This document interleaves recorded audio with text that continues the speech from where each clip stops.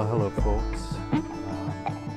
Yesterday, bike ride was really nice, and I went on and on and on for a long time, over an hour. Sometimes you put on the action cam and think out loud on the bicycle, and you can't shut up. Or I can't, anyway. But some other thoughts when I was listening to that. I haven't edited it yet, but you know, people misuse philosophy all the time. They warp it to fit their ideological proclivities. People don't know where they get their proclivities. They think they do, but they don't, generally speaking. A well-examined life is a difficult discipline that most of us don't have. You are required to question your own thoughts and beliefs and to examine your own bullshit. And most of us don't do that. If you do that, you're defective. Something's wrong with you. Most of us just try to pick a team and fit in. And then we'll do everything in our rational power to justify our beliefs, you know, our proclivities. We're not really busy trying to figure out our childhood trauma or where we picked up this idea or that idea, or dissecting the context of our lives. You know, what's it like growing up in Arkansas or Munich or whatever? In my circumstances, like a Stanislavski method actor, you know, what would I do if I were this person in these given circumstances? We don't do that analysis. We're not trained in it. And most of us, that's all invisible to us, where we got our mindset. You know, there are genetic components, obviously, but there's a lot of other things involved with the emergence of one's personality and so on. And this thing of our inability to examine ourselves also kind of bleeds into our intellectual influencers, and whether Yarvin is romantically inclined toward Carlyle or whether there's really some profound substance there that's ageless, or to understand the new right and alt-right and these postmodernist lefties and whatever, you have to know Nietzsche. And to know Nietzsche isn't that easy. Some of his books are hard to read.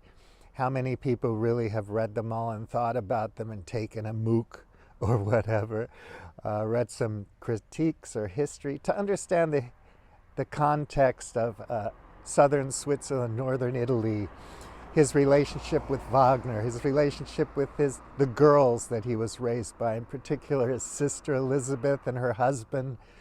And, you know, it's funny, that guy wanted to start a kind of a proto-fascist community in Paraguay. So you can relate this to a DAO, decentralized autonomous organization, where you have your own tokens and whatnot, where people opt in because they believe that there's some purity of thought there. It's almost like a mini nation state, the network state, like all the things that Nietzsche didn't like. Nationalism, anti-Semitism, and so on. He wasn't about that, though his will was towards, you know, self-expression and understanding that. A lot of elitist aspects to that. But Nietzsche's a difficult and complex human being to understand, but he's really not at all fascist. So I was thinking, you know, it's like, you know, you grab your philosophy, you bend it to fit into something, hopefully something where there's money or support, because usually it's the little guy, the petty bourgeoisie, or the upper middle class person who's feeling the pressure from the lower classes or from the upper classes or from the state bureaucracy, all these things that we find people complaining about now. Anti-Semitism isn't really scapegoating. It's one of the OGs of conspiracy theories, an international cabal of highly organized people who are trying to control everything and ruin your life. And even though you know they're so clever and powerful, you underestimate their power, which is something fascists do all the time. They underestimate the power of their enemy. And this is often their downfall. And all of the things that are happening today, as I always say, what's old is new and what's new is old. It's all the same thing. Go back to 19th century philosophy and learn about it. How many people understand Schopenhauer's influence on Nietzsche or whatever? The fact that he drew upon many Jewish thinkers and whatnot. You know, you just take some podcasters or some blogger's opinion of Nietzsche and you say, okay, I understand it now, and plug it in without having done any of the work yourself. We're inherently lazy people. And at the bottom of our pathologies, psychosocial pathologies, is this absolute pitiful need to have all the answers. Anyone who understands religion, the history of the monotheistic religions, knows that the Bible, the Quran, any of these great books, the New Testament, can be bastardized and bent and used for great evil. And so can all kinds of philosophers, Aristotle, Plato, and Socrates. Who knows the difference between them, the context of their lives, their language, and so on. And yet we seem to think we know all about them just because we've heard about them somewhere, or maybe taken a 101 philosophy course at the junior college, or PragerU or something like that. And it's unfortunate, but I see it. You know, it's like we're going to set up all these little city-states. We're going to be little mini fascist, nationalistic enterprises and somehow get along. Never mind this idea that Sam Harris had when he was a baby-faced kid about broadening the scope and circle of compassion. And the challenge for modernity, the challenge for civilization, is to extend the sphere of our moral community to include the entire species and even other species, so that we really don't have these us and them boundaries. And being able to discern morality just from normal everyday being human in the context of social relations and culture. That's not, you know, some people are like, the whole weakness. The Nietzschean thing of Christianity is this idea that, you know, equality and everybody's going to be the same and we're all going to be forgiving and we're going to be, you know, these dichotomies between forgiveness and all toleration and this and that, and how that's weak. You should really be going out and expressing yourself authentically through art and philosophy and whatnot. And these will lead to great projects and all that. You can do your own study on Nietzsche, but I find a lot of these thinkers don't know anything about him, but you can hear the echoes of the bastardized, misinterpreted Nietzsche in their thoughts and ideas. And they use them to great effect because the primary problem with people is that they're concerned that they don't have all the answers, and they feel pressure and insecurity, and they feel threatened. And it goes to these grand conspiracies, QAnon, and Stop the Steal, just to name a few. There's so many more, as we know, having to do with the pandemic and whatnot. And these things come around again and again and again. It's not even history rhyming. It's just a new riff on the same old conspiracy, and it has the same utilitarian value in the sense that it gives people something to belong to, something greater than themselves to identify with when they don't have the skills and ability to wrestle with themselves and discover their own identity through self-criticism and the well-examined life in the Socratic sense. So none of this stuff is a panacea, none of it's new. You may have a blockchain, you may have NFT or whatever the new fad is, but the same psychological underpinnings are there. The same sociological underpinnings are there. The same conflicts are there. And really the only way to get out of it is for everybody to have an education where well-examined life is at the core of it. But it's hard. It's hard to pick yourself apart. I've been doing it my whole life, which makes me a weirdo. If I could just choose a team and fit in, I have the talent and ability to rise to the top and assert my will and do great things. But I'm more tentative than that, more modest than that, more fragile perhaps. But I have the courage to look at myself and I understand myself as I truly may be somehow, maybe not. Maybe I'm deluded. But I find the Ubermensch is usually just some banal delusion of people who aspire to something and get it. You know, you get enamored with Nietzsche or some philosopher, and it affects your sense of self in the way you naturally see yourself. But until you dissect it and reflect the truer understanding of that philosopher back at yourself, you can't really know the truth of where you fit into that philosophy. So you want to be Christ-like, fine, you know. For some people, that's all weakness. But it's funny that on the right, you have these incredibly bigoted, hateful, anti-Semitic right-wingers who seem to have missed the Roman project of Christianity altogether and have twisted it around to be an excuse for exclusivity, to burn heretics and kill witches and fight the other guy. You know, there's rifts even in the Orthodox Church between the Russian and Ukrainian now, and the Greek and the whatever, and everybody's ready to kill each other over it. So the DAO and the network state and all these things is just going to be another way to fuck ourselves up. Maybe the game B thing could evolve over time, but we don't have the time, I don't think.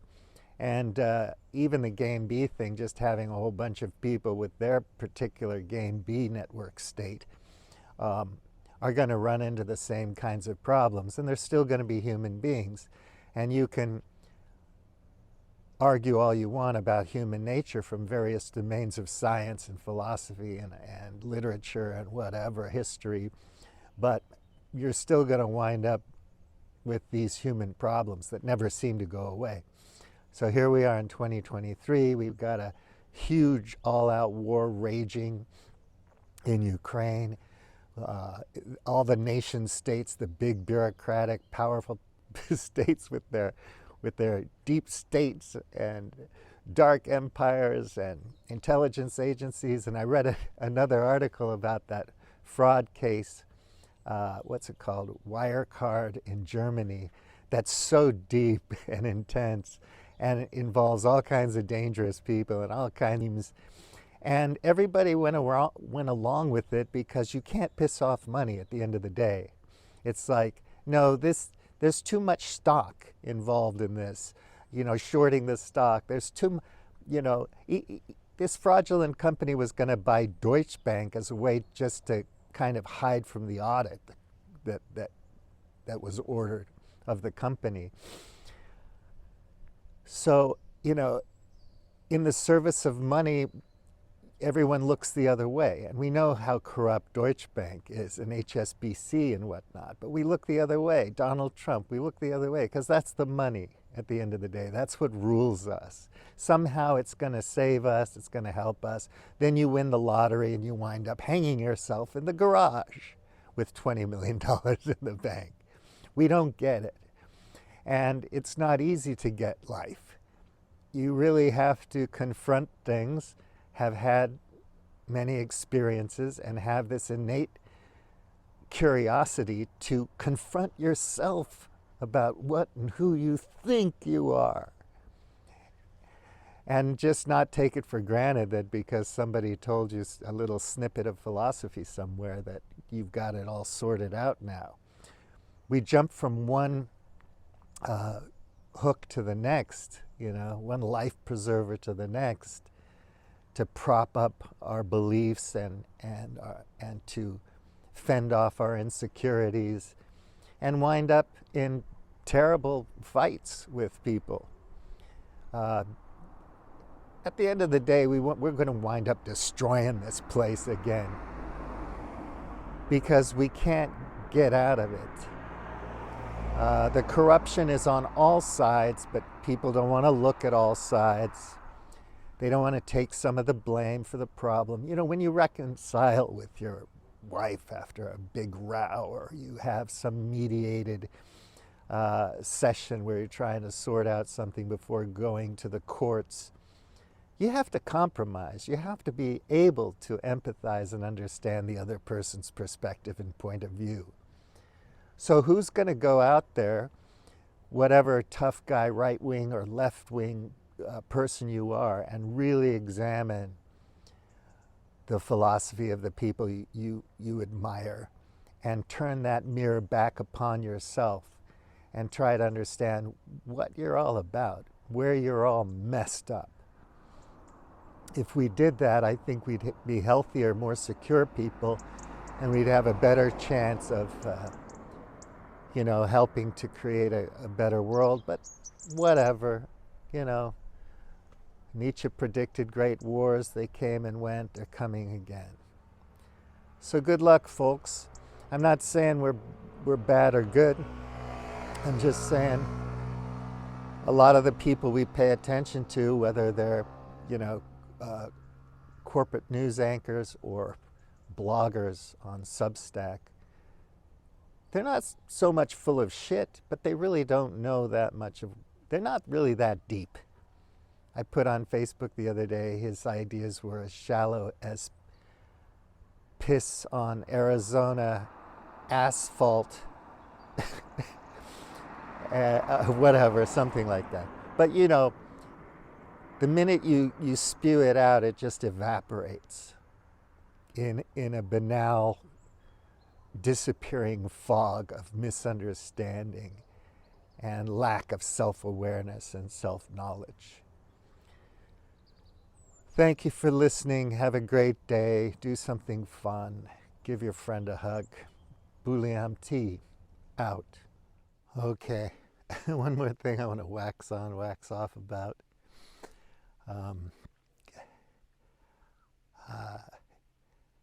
So the audience capture element of stuff, it happens to a lot of people online these days. They start to reflect the emotions and concerns and insecurities of their audience, and this shifts their point of view. It can even shift their work to be something that it wasn't in the beginning. The other thing is about understanding things. Don't learn about Adam Smith or John Stuart Mill from a Chicago school economist. Their biases are obvious, and the artifice of twisting and distorting a political philosopher's views to suit their own ends will become obvious to people who bother to think about it. So if you want to know about John Stuart Mill or anything else, study that person and study materials from people who are experts in that kind of political philosophy or in that particular philosopher or whatever it is. The nurse that was commenting on COVID, the British guy, not going to name names, but he started out doing some fairly good service, and then he just shifted. And I'm absolutely certain that it's audience capture. So this can happen to all of us, obviously, so beware of that.